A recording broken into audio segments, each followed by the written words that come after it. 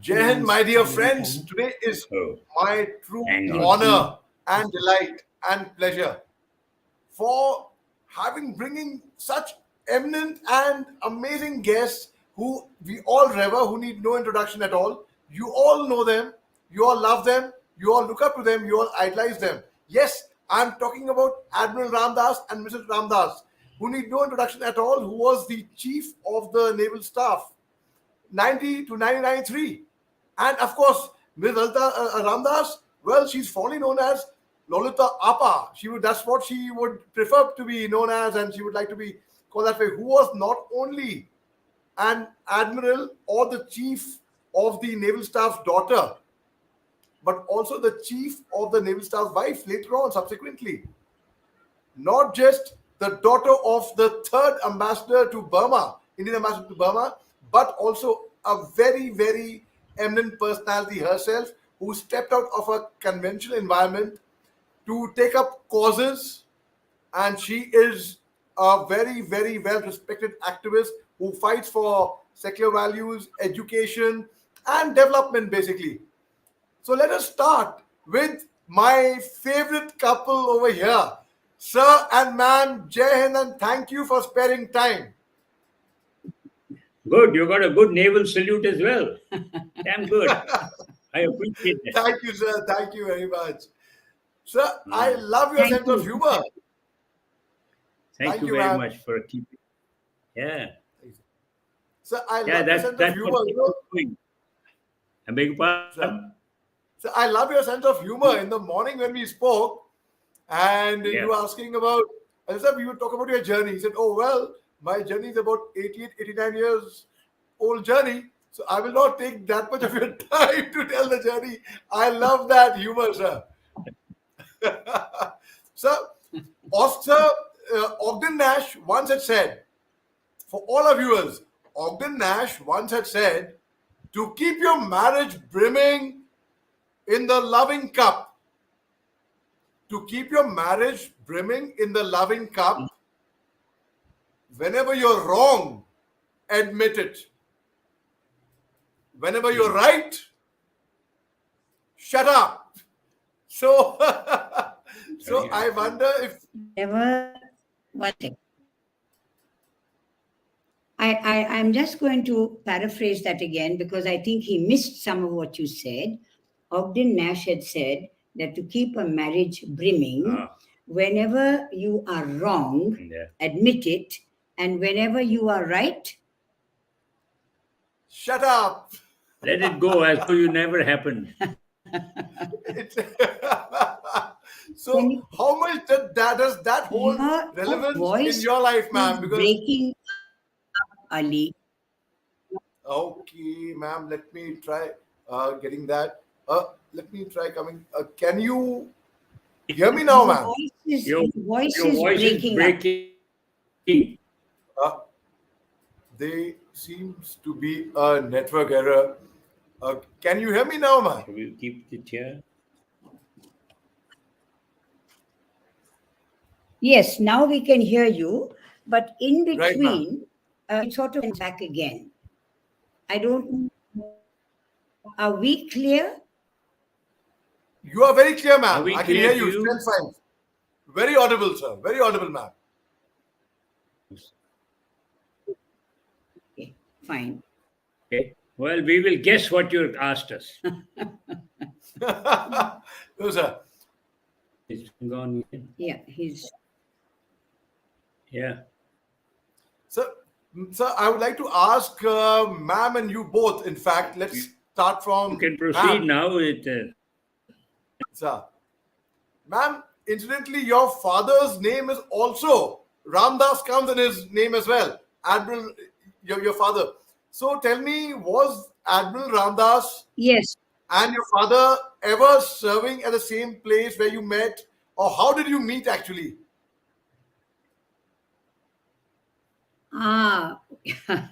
Well, we met because my husband Ramdas, and by the way, my father's name was actually Ramdas Katari.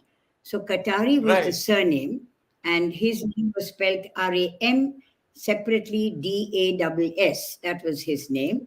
And we met, basically, the two of us, because my husband came as flag lieutenant, which is known in the army as an ADC, to my father when we were in Delhi, in then King George's Avenue, which was the residence of the Chief of Naval Staff. That was in 1960. Ma'am, Uh, how lovely and how sometime in interesting is history. that? Beg your pardon, sir? Yeah? He said that's very I interesting. said that was sometime in history. I'm beginning to forget now. Hmm. Sir, but Yeah. I really, that is such an inspiring story because, I have done an ADC tenure myself and I have done ADC to, I've been fortunate to have done ADC to two generals. So I have heard of Uh-huh. these stories where the ADC falls in love with the general's daughter and the rest they say is history. And the same thing happened in your case. How interesting is that? Ma'am, I how was must, life? I must say, sorry. Yeah. Sir, please go You, ahead, sir. no, I was saying it all happened quite dramatically. You know, my late father in law wanted to, and he was invited to go to England because he wanted to go and see the progress of our first aircraft carrier, Vikrant, not the current Vikrant, Vikrant the first. And he said, so I said, sir, wouldn't you like me to come along with you to United Kingdom, to carry your briefcase or something like that? He said, no, no, no, Flags, you know how things are so bad nowadays. But what you can do is that be here and I'll find some. We have a naval advisor there in London. He's got many young officers. I'll pick one of them and who can look after me. So you stay here. So I said, okay. I mean, you command, I obey. And next moment, he came back after about fortnight, 10 days or something. And I said, sir, I want to say something to you. So he said, well, what's that? So in those days, we just walked on the lawn of the um King George's Avenue, the CNS's house. We were going up and down. And my wife was watching us walking like it, like a tennis match. You know, you find people going like this. So I just told him what had happened, and I said, sir, I want to marry your daughter. He said, what? He said, what? I said, yes. And within another 2 or 3 months, I was kicked out. He said, you blighter, you better go to sea. So I went off to a ship. So But that was my very quick analysis of how all this thing happened dramatically but quickly. And then before I could say Jack, I was gone. but the deed already was done, and the parents agreed, and we didn't have any problems. So also his mother, who was then living in Pathankot with his elder brother. So anyway, as I said, there was. But what is unusual, and you were saying that there are not that many cases where the ADC or the flag lieutenant marries the boss's daughter. But for us to come back, this was in 1961 that we got married, and in 1990 we were back living in the same house, but the name was changed, as with many road changes, name changes of roads that are now very Seems very popular. popular. But that King George's Avenue was changed to Rajaji Marg. So we lived in 12 Rajaji Marg from Ma'am, 1990 to 1993. ma'am, how was it now? Being there as an admiral's daughter, and now being in the same house as the chief's wife. Well, yes, there had been obviously a number of things had changed. The old house was sort of looking much the worse for wear, and one of the things that I was able to do was to try and sort of at least get it all, done up. Uh, Kitchen, which was like in Queen Victoria's time, I would imagine, done with the help of the stewards and the cooks, because they are the ones who are going to use it. And I think we had probably one of the best modern kitchens that we could have thought about and afford then in the 1990s. Yes, it was interesting.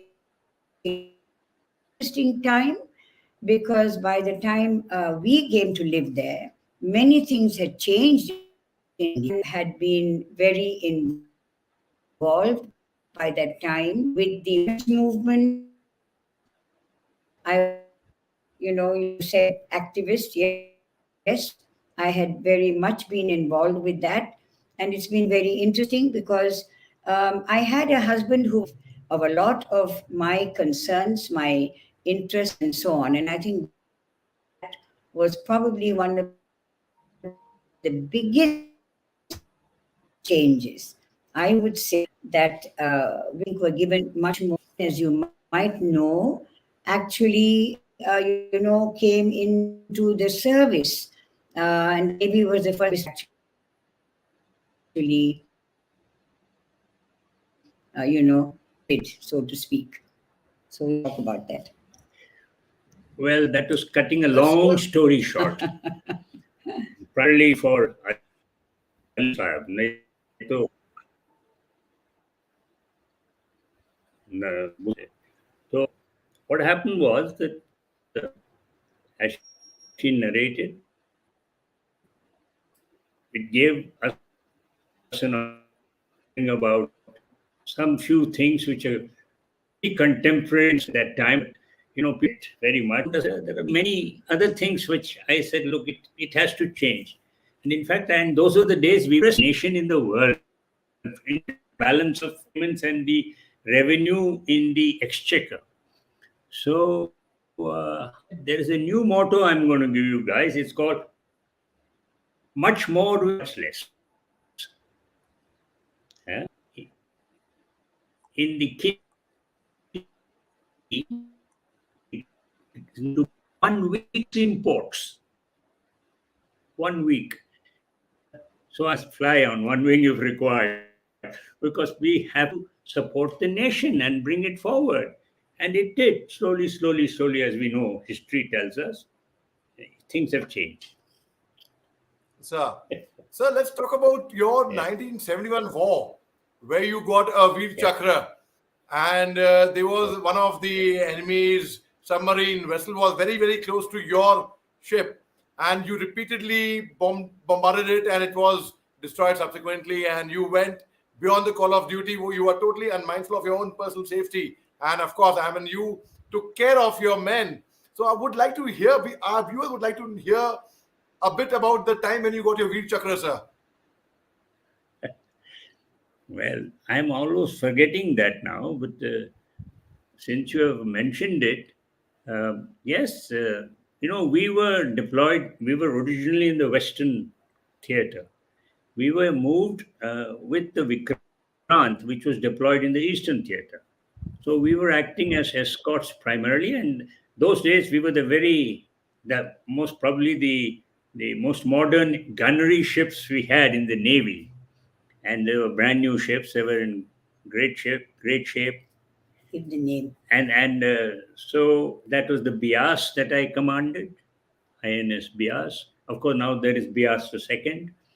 That's a tradition in the Navy. We keep renaming the same ship again after she goes down and whatever reasons or decommissioned, and then that's how it goes.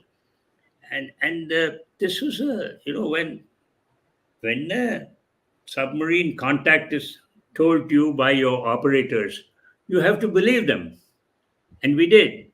And our chaps visually saw a periscope, so he claimed. I mean, one of your boys said this, so he said, fine. So, so we had to do all kinds of maneuvers to keep that fellow down until the Vikrant was clear and safe, because she would have been a prime target for our friends. And as it happened, history tells us, uh, Ghazi, which was a submarine, which is Pakistani submarine. it came all the way from Karachi and to the east, and it was lying in wait for Vikrant, because there were a lot of simulations done to make believe and in the space of communications to make believe that Vikrant is actually in Vishakhapatnam. But in actual fact, we were all in the Andamans. Okay, We were sir. sort of we were shuttling. So really, that actual action of against the submarine, it as far as we were concerned, it was there, and the torpedo, and later on we know that actually there was somebody there, but they didn't want to identify themselves. But they got away with it too. Because when a submarine is attacked by surface ships, she gets very, very scared. And if there is somebody who should not have been there and got away with it, he's got away with it. Well, after all, that is war. Somebody gets away with it, somebody doesn't get away with it. It's a matter of who's the better marksman. True, sir, true. One of the Hindi films came out also called Ghazi. It was on the same submarine. And it was one of Om Puri Sahab's last films. It released after his demise, actually. So we had gone to see it with Om Puri Sahab's family. Ma'am would like to know, ma'am would like to know when Sir was fighting the 71 war, at that time, what were you going through at that time? Nothing. One No, had he's to. asking me what when you were fighting the war, what were we going I through? beg your pardon. um, it's an interesting question, Ali. At some point of time, I was actually going to say, uh, too little has actually been written or spoken or said about what actually happens to those who wait out the war, which is the wives, the families, the children, the parents of those who actually are out there in the war theater, whether it's at sea, in the air, or on the land as with the army. And it so happened, now I was a young commander's wife, I must have been in my early 40s. Um, we had we were living up on the ninth floor of a block of flats in Kolaba in Navy Nagar. And of course, as with everybody else in Mumbai, there were the sirens, there were the air raid warnings. We had to have all our windows and so on papered and so on. To the kids, it was a kind of a great game and an excitement. But part of the job that all of us had to do was one, keep the families of those who are away on board fighting to be kept in good cheer, to keep their morale up, to check that things were all right. So, what we did was to organize ourselves into groups of people, particularly the officers' wives, and we would go, we would visit, we would talk, we would look after, take care of what their needs were. But since you've asked the question, what I do want to narrate is, when Ramu was saying earlier, well, some ships are lucky, others are not so lucky. It was the Kukri that was shot, torpedoed, and sank off, on the west coast of India, of Diu. I think it was the 9th of December, if I'm not mistaken. Now, we were living right opposite one, Commander Uman, George Uman, who was the engineer officer of INS Kukri. And he was amongst the many who were not lucky enough to be able to get away, and he went down with the ship, as in fact did, as you know, Captain Mullah and, large number of officers and sailors. That was really, I think, one of the tragedies which, for us in the Navy, was a coming of age, as it were, in the most terrible way. Army has had casualties. Air Force planes have gone down. They have been known to have faced the casualties. But I think in the Navy's history, this was the first time that we actually lost an entire ship, her crew, sort of in the war, so to speak. And apart from everything else that has happened, and much has been written, and now in the uh, what they call the Swarnavash celebrations, a lot of documentaries and people have recalled what actually happened at that point of time. But the personal stories, as I keep saying, are very few and far between. So there was this lady, sissy woman, living right opposite me on the ninth floor. And when we got the news, my husband, of course, was away in the bay. So I went across, and she had already been given the bad news. And I said, "Look, I must just be there with her." She refused to let me in. She was distraught. She was absolutely, as I said, mad with grief. And she said, "Lolly, I don't want anybody to come in." My pet name is Lolly. That's why I said Lolly Appa. So I said, "Listen, I just want to come and be with you." She had no children. There was no family there. Her family were all down in Kerala. It was not the era of cell phones and quick, messaging and so on. And she said to me, "All right, I will only let you come and stay with me if you promise me something." I said, "Tell me, I'll promise you anything." I was scared that, being on the ninth floor alone, grieving, I didn't know what she might do. She said, "If you promise that you will drink rum for rum, smoke cigarette for cigarette, and have black coffee for black coffee with me, only then are you going to be allowed to come and be there." I said, "Sissy, I will do exactly as you have asked." So for 5 days, I drank rum for rum. She and her husband, well, they loved their rum in the evening. They were both smokers. So I smoked. I've never in my life smoked before. And by all accounts, I ought to be a chain smoker with the kind of smoking I did. And I drank black coffee for black coffee until her family arrived from Kerala. But see, this is only an illustration that war, as glorious and glamorous as it is made out to be, and that's the only thing that we seem to glorify, this is the other side of it. And I think that experience, like other experiences for my husband, made us seriously reflect on what is it that we were actually achieving. So many wars we fought with Pakistan, and what have we actually achieved by it? Widows, orphans, grief, hate, enmity on both sides. So that is really what that experience actually, certainly in my case, and then we talked about it as a family, is one of the absolutely searing lessons and memories that I take away. Very There well you go. said. Very well And said. Loliapa. All right, Loliapa. All right. No, I ma'am. love that name, by the way. I love that name, Loliapa. The Yeah. Admiral was Number. saying something. Yeah. So anyway, I'm sure you want to ask him more questions. Yes. Admiral was saying something before I asked anything. Was the Admiral saying something, man?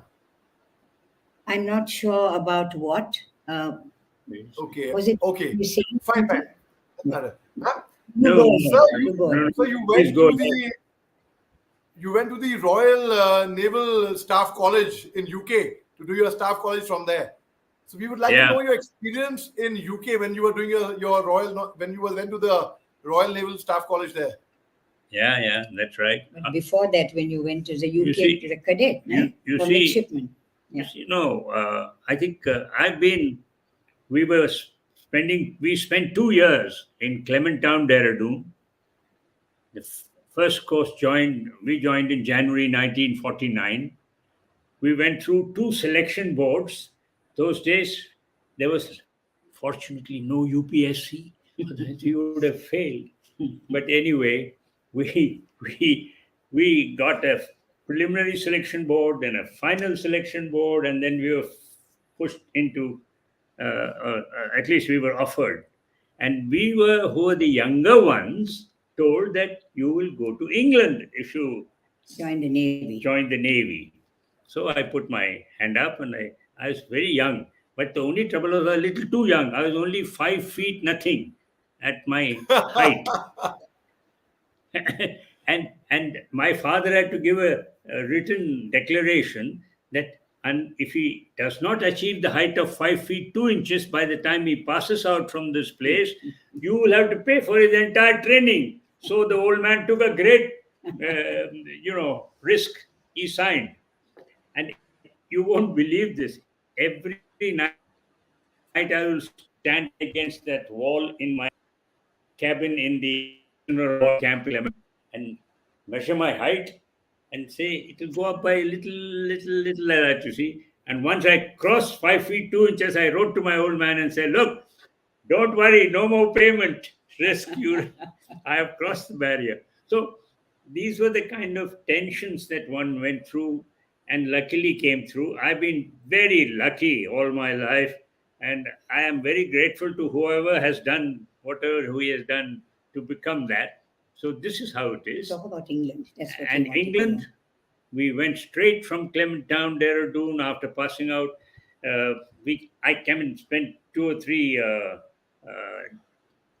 2 weeks. I think it was in Bangalore with my elder brother and who was later to be my brother-in-law. Anyway, so after that we came to Cochin. We were knocked out of all that square bashing that we used to do into some naval drills and so on, which were quite simple actually. And then we went off to England and we did our training there. And as midshipmen, those days the Korean War was on. You know, the great allies were fighting the great Koreans, and most of the midshipmen who were senior to us from our navy, they were in British ships. But we couldn't be accommodated because we were a large batch. So they said, "Sorry, you have to train, look after yourselves." So we came back to India, trained as midshipmen, and then again as sub-lieutenant, we went back to England again to do some more training. The question he asked was about your staff college. And then from so on, we moved on till we reached our staff college. And staff college, there was, in the Navy, we don't have that competitive exam to qualify. And that, I just have missed all exams actually. And we went to, I went to RN Staff College. And in fact, the chief of personnel said, "You don't need any staff college. Come on, forget it. Or you don't need any National Defense College." I said, No, Baba. Later on, you'll say, "I have not done this, I have not done that. I must do all this." So I went to RN Staff College. You won't believe this when I tell you. When I finished and came back, and I was told to go to as a teaching staff directing staff at DSSC Wellington, they said, "No, you're not a DSSC graduate. As an RNSC chap, you can't come into this." So I said, "All right." So I was not made a directing staff. Instead, fortunately for me, I was sent as the potential officer in charge of training new cadets. So I got a little promotion and I had a wonderful time. And then RN Staff College, even to this day, I think gives people much more. And those are the days when we were talking about guerrilla warfare at sea, which is now very topical these days, piracy at sea, this, that, and the other. So that is yet another story. And then we read the great book called 1984. George Orwell. George Orwell was the chap. Animal Farm. And Yeah. Right. 1984. Correct. That's what happened. So, But what's interesting when he said that they wouldn't allow him to be an instructor in Wellington, and when he was put in charge of the training of the first batch of cadets at what was then, it became later the Indian Naval Academy, which is now in Yerumara in Kerala. He was the first officer in charge of the first batch of, they were direct entry cadets, right, in Cochin. So that was an amazing experience, I think. And, one way you really, I think, laid the foundations for a whole batch of young entries into the Navy. And it was when they moved to Mandovi, that was in Goa, that the first batch of women joined up in 1992. So, it's something that we both really feel very, very invested in a way, because I think that laying the foundations in training, in values, in building their own kind of career paths, if you like, it has been such an important part of our own learning in so many ways. Yes, ma'am, of course. I mean, that must have been quite a stint, in fact, even for you for that matter, ma'am, as the Commandant Naval Academy in Cochin, as the Commandant's wife over there. And then, of course, later on, the Naval Academy shifted to Mandovi in Goa. Ma'am, also, the Admiral has been the Director of Personnel, which is equivalent like to the MS branch in the Army, responsible for postings and such things. And there's a joke normally that, if you ask the DOP or if you ask the MS branch that you want a posting to go south, they will send you to north. How far is that true, and is it true at all? Well, let me put it to you this way: that I would I would respect a guy if he wanted an appointment somewhere for whatever reasons. But I would certainly treat anybody who comes with a think where sir मुझे इधर जाना है उधर जाना है, I would be a little hesitant before I would say. I would give it to my deputies, who are very competent people, commanders with me, and I would say, why don't you guys have a look at this, and if there is anything in it, I will be with you. But until then, we must not just say, if the guy puts his hand up and say, yes, I want to go, and you just say, okay, go. No, that won't happen. We will go by what his services needs first, and then his personal needs next. However, if things are pretty bad on home ground, then we will have to watch it and respect it. And it has worked Absolutely. well. It has worked well. I mean, it's just that, as I said, we have been fortunate. That's all. Absolutely, sir. Absolutely, sir. Sir, Yeah. also you have been the defense attaché to Germany, the Indian defense attaché to Germany. Would like to know how was your time in Germany, sir, and of course, ma'am's association with the Germans there. Huh. That's a very good question. Only yesterday I was talking to a German friend of mine. But anyway, this is something which was quite a thing which actually happened. Now, it's interesting that you asked the previous question, because, my youngest daughter, she had a problem with her heart as a child, which was diagnosed by some well known doctors in Bombay. But they said our facilities aren't so advanced. It's only available in abroad somewhere. So the late Admiral Kohli, who knew me because I had driven the Vikrant as a commander, he said, "Okay, you have a bash. Let's see." So I said, "Ji Hazur," and I was sent to Germany. But in Germany, I just found out, having got there after having learnt all that little bit of history in staff college, vagara, vagara, but this is something, it was a little more real to see East Germany, West Germany, the border, and they would always write at the border, you would see a board saying, the andere Seite ist auch Deutschland. That means the other side of the border is also Germany. This is talking about Berlin now. We were posted in Bonn, which was then the Yeah, capital. the capital of West Germany. Yeah. And But now, of course, in reunited Germany, it's back to Berlin, which is in fact the capital of Germany. so the things, and the whole thing came to light in a very physical form for you to appreciate what it is all about, and you still saw things as if nothing has changed. It was, Yeah, but I think the question that Ali was asking was also, I presume, the fact that you had the opportunity yeah. both to meet up with people from so many other navies, Oh, yeah. and the fact that you were also accredited simultaneously to two other countries. Maybe you can, talk about that. a Yeah, little bit. in those days, we had only two attaches in Germany. One was the army attaché, late Brigadier Chandran, who's no more, and myself, who was the naval attaché. But I was also accredited to Holland and Paris.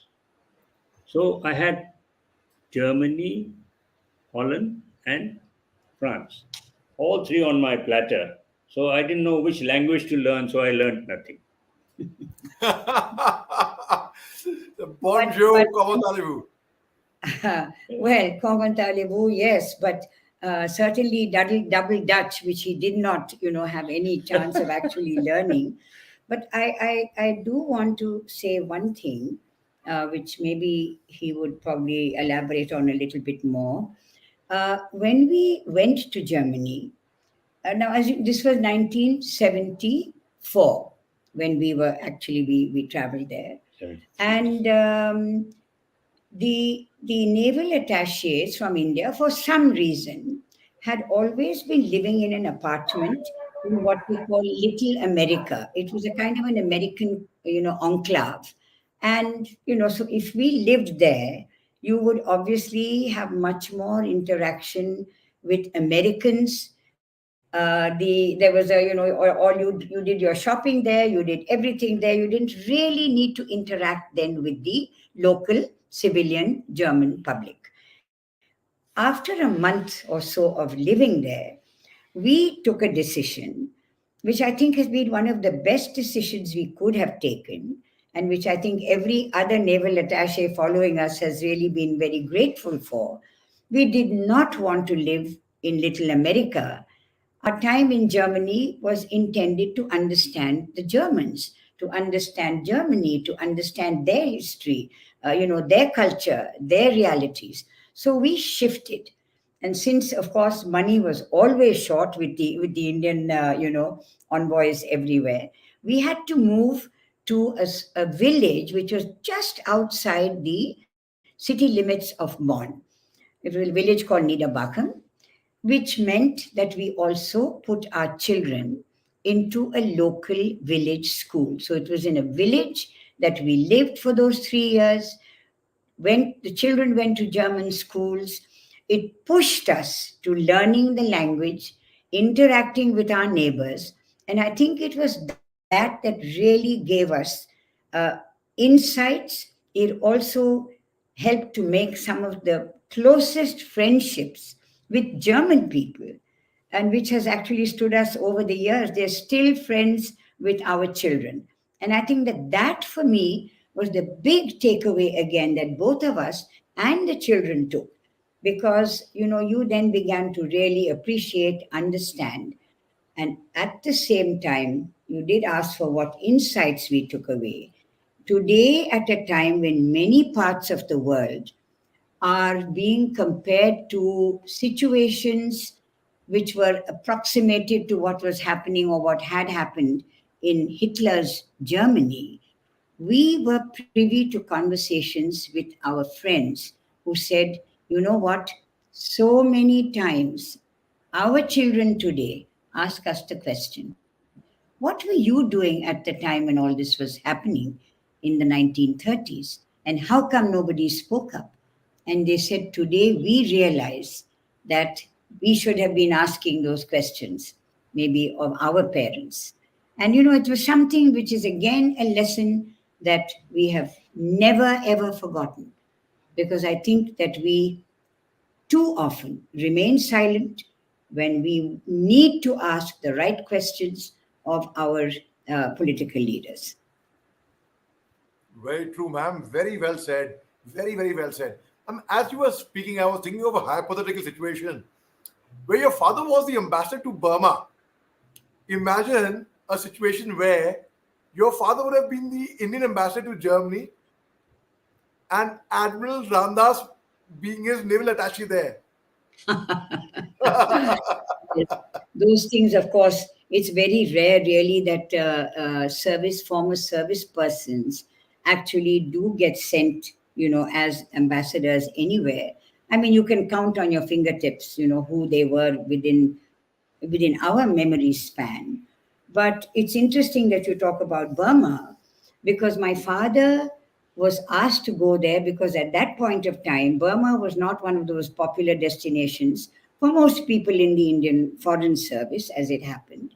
And for various reasons, they couldn't find someone to go. My father accepted, and he spent 5 years, as ambassador in Burma, and he oversaw the most tough times when General Navin. Navin actually took over in a coup, and the army was again in charge then, as they are now, and there was this huge exodus of Indians, which my father had to preside over to make sure that they were dealt with fairly and with some kind of dignity and to be able to come across back safely to India. So, again, it was a very, very interesting, a huge learning experience, for us.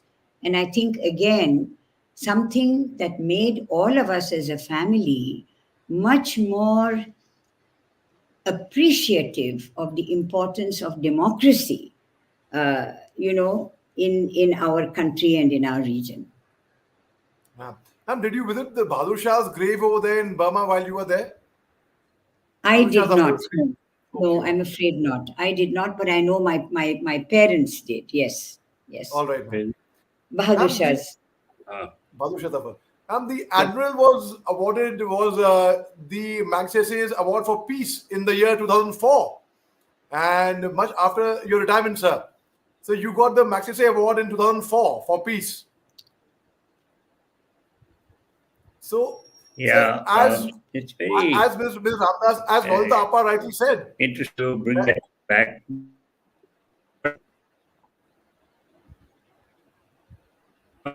We We're losing you, losing you, Ali. Ali. uh, is Think it better now, sir? you've cut. Can you hear us? I can hear you, sir. I Yeah. can hear you. Now Clear and Okay. you're fine. back. Right? Now Yeah. you're back He on. was asking. No, You because got the Magsaysay Award.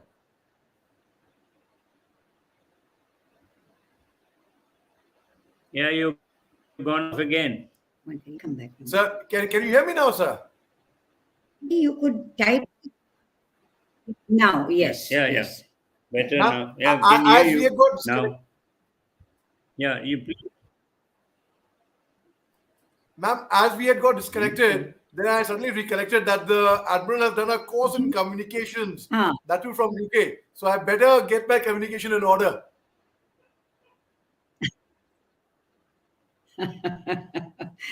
that you've done a course in communications. So hopefully there's better communications. Maybe you should type out your question, Ali. Let me just see. Because you were Ma'am, asking about the Magsaysay Award. Why don't you just talk? You see, yes. I tell you, Ishi Rahman, the late from Pakistan, and I, we were both awarded this Not Magsaysay. Ishi Rahman, is I.A. Rahman. Sorry, right? I.A. Rahman is the name. I think he's, I forget his first name. Anyway, he and I were both awarded this jointly. That means there were two of us who received it for the same thing. It was called International for Peace and International Understanding. After I had retired, I joined a organization called the Pakistan India People's Forum for Peace and Democracy. A long-winded name, but it's exactly what it was. It was Pak India People's Forum for Peace and Democracy. Now, the late Cabinet Secretary of India, I mean, combined India and then later India, he was, what's his name, Mukherjee? Nirmal Mukherjee. Nirmal Mukherjee. He was the last ICS officer, not the IAS, Indian Avatar Service, but the Indian Civil Service.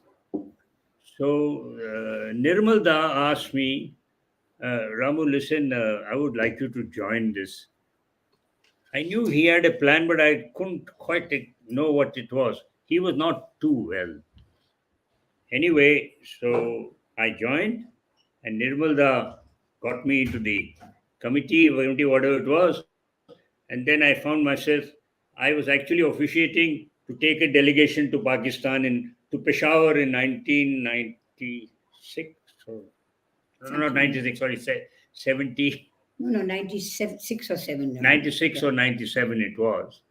And we have been working for about 10 odd years, from 94 onwards till about 2004. I think it was when the Magsaysay Award was given to me and Mr. Rahman, who was the member of the Pakistan Human Rights Pakistan Commission. Human Rights He's Commission. also a very well-known journalist, Yeah. a commentator, and extremely well-respected. Unfortunately, he passed away about a year ago.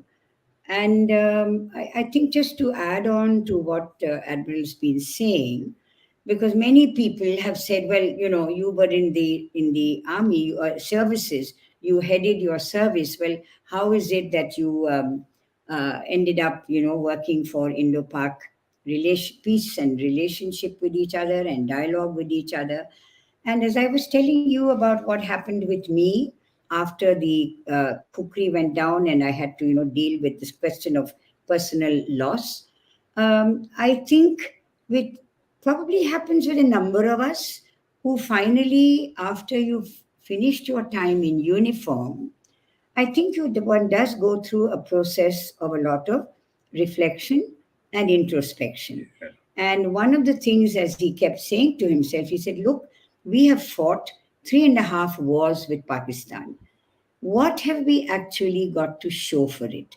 What have we achieved in both countries, except, as I said, devastation, more and more expenditure on arms when both of us are countries where there is abject poverty, where there is want, where there are any number of other problems.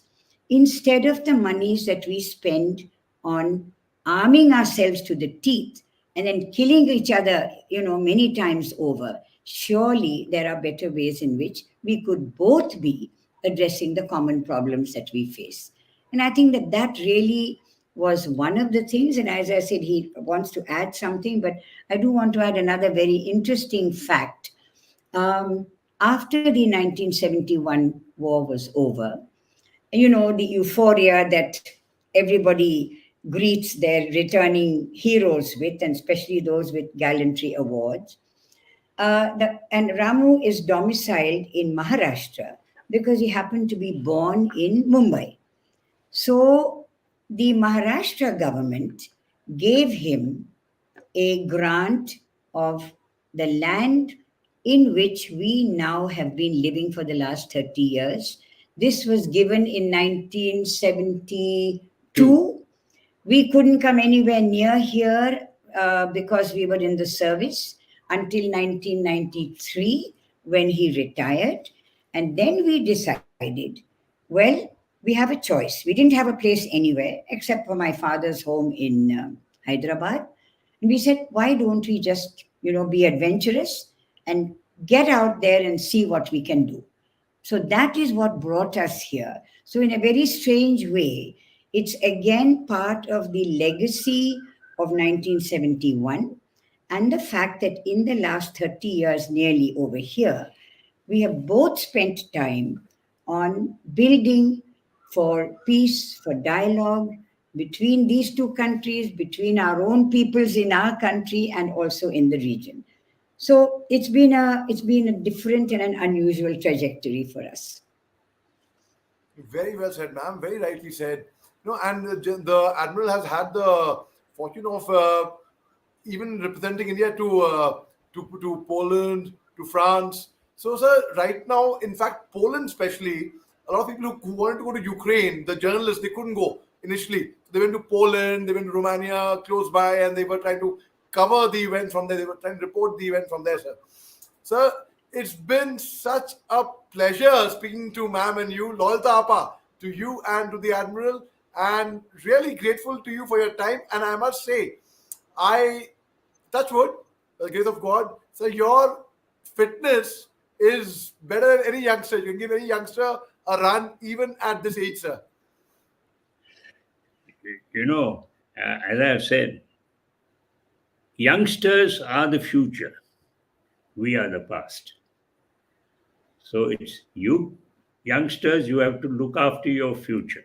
We can only be now clapping in the stadium or moping in the stadium. We can do both. But right now, and we are going through very, very difficult times uh, from all angles when looked at. And I think that we have to do something. And a large portion of this has to be, unfortunately, the burden of the young people, because they are the ones who are going to inherit this entire situation as we see it today, and probably may get worse, probably may get better. Inshallah, let's hope that things will get better and not worse, because fortunately our land has got so much wealth, wealth of human power, wealth of in physical terms, in spite of the fact that we've been looted for thousands of years. Okay, so there is a lot of wealth, and let's hope and pray that it will happen, because there's nothing more one can say. And it has to be a great game of togetherness, so that all walks of life, all communities, all religions, all faiths, all denominations, you name it, must work as a team, as we do in the military. I mean, in a ship, I don't. And as it happens, my steward throughout for many, many years was Ali, and he and there were certain, obliquely tangential remarks passed. Sir, you think Talking about 97 now, before he went to 1971 war. Sir Ali Saab, you think? I said, if you raise that thing again, I'll kill you. Get out of my. And Ali Baba, to this day, is my most faithful friend, and he's just crossed 70 or something. He's just about 70 now, and I have known him so much that I say that this is, to me, he's far more dear than many of you guys around me, because he has been a guy, but he is now in his 70s, and I hope that all will be well. And this is something which has to happen. There is no other way. We cannot run away. We cannot escape. Yeah, well, I'm not sure whether you've looked at a couple of our recent, we've taken to using song as a Okay. means of communicating the messages, which I believe actually are drawn totally, first of all, from the constitution of this country. There is a statement that we had recently also put out. I don't know again whether you've had a chance to look at it, and if not, we'd be happy to forward it to you. But I'm I aware of think it, ma'am. I'm aware of it. you are aware of that, because I believe that unless the ordinary citizen in this country, and particularly those of us who've been the privileged citizens in this country and who have been veterans, where our entire education from the time that I've been born into the Navy, it was to believe in the diversity, the inclusiveness, the pluralism, and the secularism of this nation and our civilization. So, which is what I really feel both of us would like to end on, because there are far too many of us today who, unfortunately, and I think with great short-sightedness, are more. It's a Dangerous. dangerous position to take, where a country with the kind of wealth and diversity that we've talked about, and I'm not talking about money wealth, I'm talking about experiential wealth, I'm talking about cultural history, architecture, music, you name it, us in this area. That is what we have to work to protect, to rebuild, and I think call out those who are damaging it in different ways, willfully or not. And as an educator, for me, my job is to make sure that our young people learn this lesson every single day of their lives, and that this is what we have to treasure. Vasudhaiva Kutumbakam. I have a small postscript, and this is because we've had uh, women in the Navy, and then the Air Force got it, then the Army got it. Recently, there has been a hoo-ha, high ploy, etc. going on. What about the NDA? She should not get in, or blah blah blah. I say just this: when I was retiring, a lady come into our house, and she said, "I want to interview you, sir." I said, "Fine." So towards the end of the talk, we are about to. She said, "Can I have a question?" I said, "Yes." When do you think a lady will be here in your chair, the chief of the naval staff? I said, "Why not? It may happen." After all, I couldn't foresee 35 years from then, that time. I said, well, it's perfectly possible. There's a woman of a captain commanding the biggest craft in the United States Navy. I'm I can't remember. It's a nuclear aircraft a carrier, by the way, nuclear powered aircraft nuclear carrier. powered aircraft carrier, the largest. She just taken over. She has given the, the admirable way she's conducting herself. Simple girl, some the other. Now she's Other states, look that up with Ali. There was a story done Australian. of this Australian. She's either a commander or a ship's captain also. Captain. There she is in her hijab. She is a serving officer in the Australian Navy.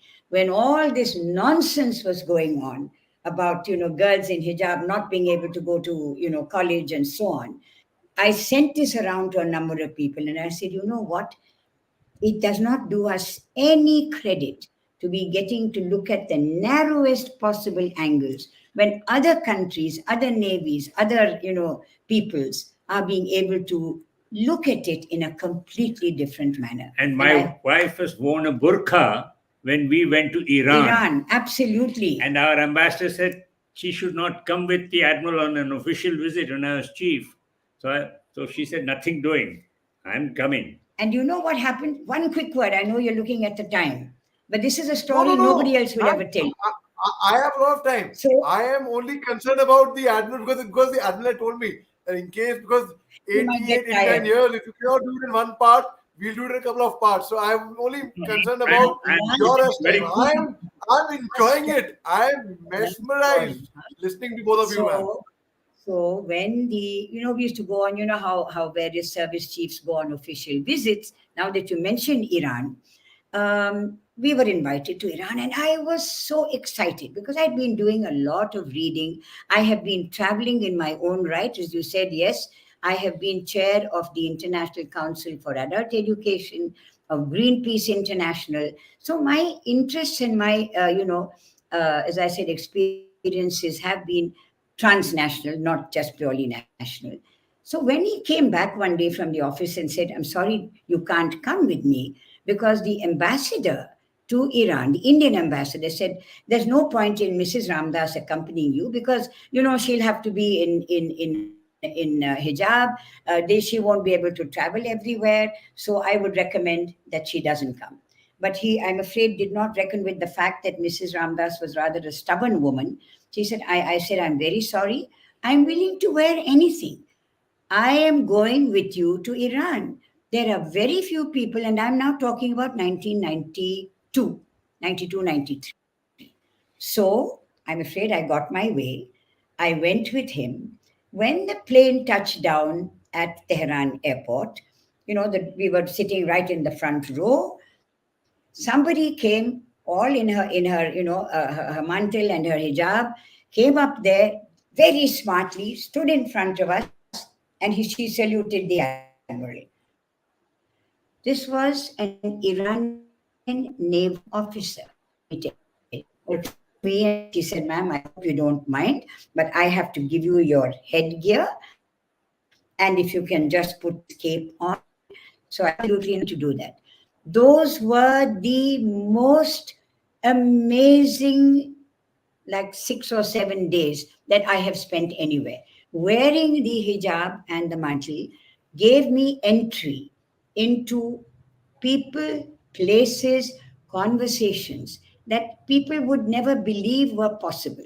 The Iranian women are doing everything possible. They are business, they are running carpet shops, they are doctors, they are PhDs, they are just fantastic.